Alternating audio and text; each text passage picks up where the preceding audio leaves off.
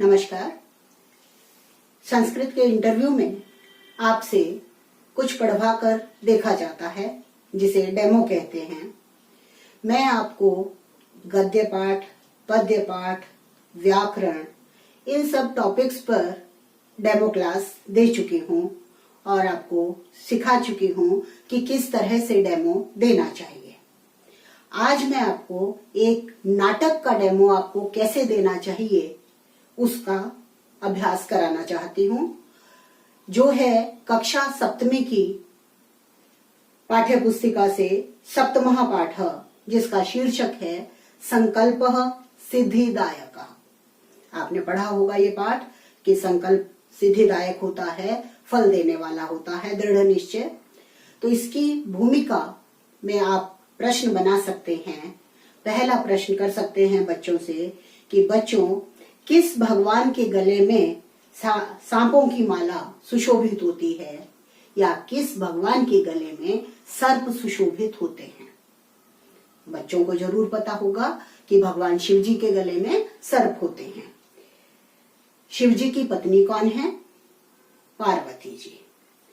भगवान शिव को पति रूप में पाने के लिए पार्वती जी ने क्या क्या किया, क्या तपस्या की होगी? ये समस्यात्मक प्रश्न है, नहीं जानते बच्चों को क्या पता क्या किया उन्होंने। इन्हीं प्रश्नों को हम संस्कृत में पूछ सकते हैं कि कस्य ईशस्य कंठे सर्पः विलसति। कस्य ईशस्य कंठे सर्पः विलसति। शिवस्य। शिवस्य पत्नी का अस्ति? पार्वती। शिवं पतिरूपेण प्राप्त्यर्थं पार्वती किम अकरोत्? शिवं पतिरूपेण प्राप्त्यर्थं पार्वती किम अकरोत्? अद्य वयं पठिष्यामः यत् शिवं पतिरूपेण प्राप्त्यर्थं पार्वती कथं तपस्याम् अकरोत्। पाठस्य शीर्षकम् अस्ति संकल्पः सिद्धिदायकः। ये बताने के बाद आपको लिखना होता है शीर्षक संकल्पः सिद्धिदायकः। नाट्य पाठ या नाटक को पढ़ाने के लिए बच्चों को कैरेक्टर्स बना देते हैं, जैसे इसमें मेना है, पार्वती है, विजया है, वटु है। ये कैरेक्टर्स हैं इसमें कि हम बच्चों को खड़े करके कि मेना वाली लाइन आपको बोलनी है, पार्वती वाला सेंटेंस आपको बोलना है, इस तरह से बच्चों को हम नाटक में खड़े कर देते हैं। सबसे पहले टीचर स्वयं पाठ पढ़कर बताते हैं ताकि उनको पढ़ना आए। तो पार्वती शिवम पति रूपेण अवांछत। भूमिका है ये, बैकग्राउंड स्टोरी है कि पार्वती शिवम शिव को पति रूपेण पति के रूप में अवांछत चाहती थी। एतदर्थम सा तपस्याम कर्तुम इच्छत। एतदर्थम इसलिए सा वह तपस्याम कर्तुम इच्छत तपस्या करना चाहती थी, या इसके लिए उन्होंने तपस्या करना चाहा। सा स्वकीयम मनोरथम मात्रे न्यवेदयत। सा पार्वती के लिए आया है। उन्होंने, पार्वती ने स्वकीयम मनोरथम अपनी मन की इच्छा, अपने मन की बात, मात्रे माता के लिए, माता को, न्यवेदयत निवेदित की। सिंपल शब्दों में माता से कहा। उन्होंने अपने मन की बात अपनी माता से कही। तच्छ्रुत्वा माता मेना चिंताकुला अभवत। तच्छ्रुत्वा, यह सुनकर माता मेना, पार्वती जी की माता का नाम है मेना, चिंता कुला अभवत। चिंता प्लस आकुला, चिंता से बेचैन हो गई, व्याकुल हो गई। क्या सुनकर व्याकुल हो गई? कि मेरी छोटी सी बच्ची तपस्या करना चाहती है। मेना वत्से मनीषितः देवताः गृहे एव सन्ति। वो अपनी बेटी को समझाती हैं, हे वत्से, हे पुत्री, मनीषितः देवताः, इच्छित देवता, जिन देवताओं को हम चाहते हैं, गृहे एव सन्ति, घर में ही हैं। तपः कठिनम भवति, तप कठिन होता है। तव शरीरम सुकोमलम वर्तते, तुम्हारा शरीर नाजुक है, कोमल है।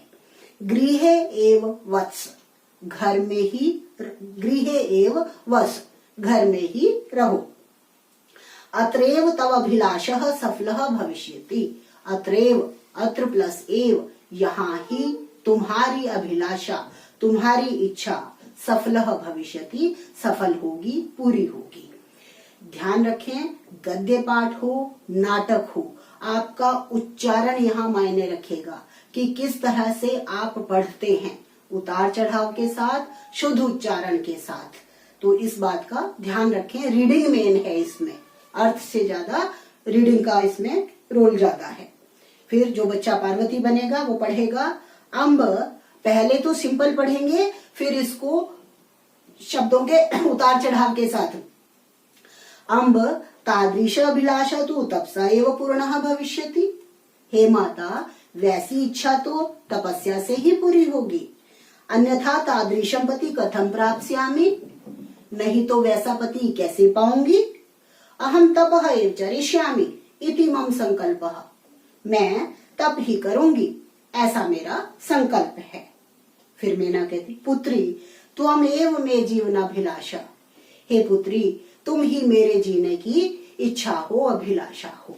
इतना अर्थ करके बोर्ड पर आ जाएं, या बच्चों से पहले प्रश्न भी कर सकते हैं। पार्वती पति रूपेण कम अवांछत, किसको चाहती थी? उत्तर है शिवम। शिवम पति रूपेण का अवांछत, कौन चाहती थी? पार्वती।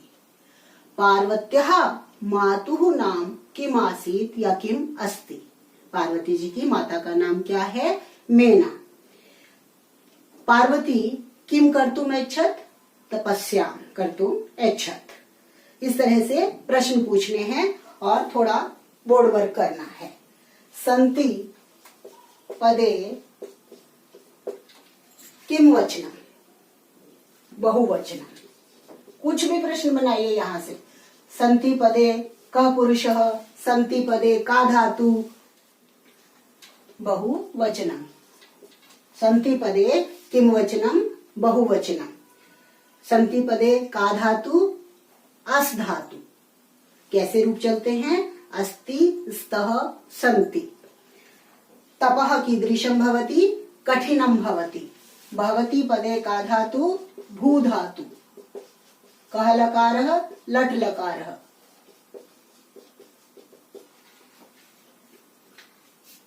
गृहे एव वस पदे कः लकारः, लोट लकारः। मध्यम पुरुष एक वचन। रूप कैसे चलेंगे?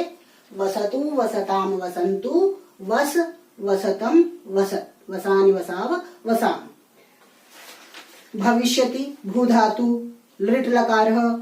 इस तरह से आप थोड़ा बोर्ड वर्क अवश्य करें और बच्चों से प्रश्न पूछें। झिझकना नहीं है कि बच्चे हैं नहीं हैं, आप बस पूरे मनोयोग से पढ़ाएं, ये सोचकर कि आपके सामने बच्चे बैठे हैं और उससे आपका डेमो बहुत अच्छा होगा। Good luck, all the best.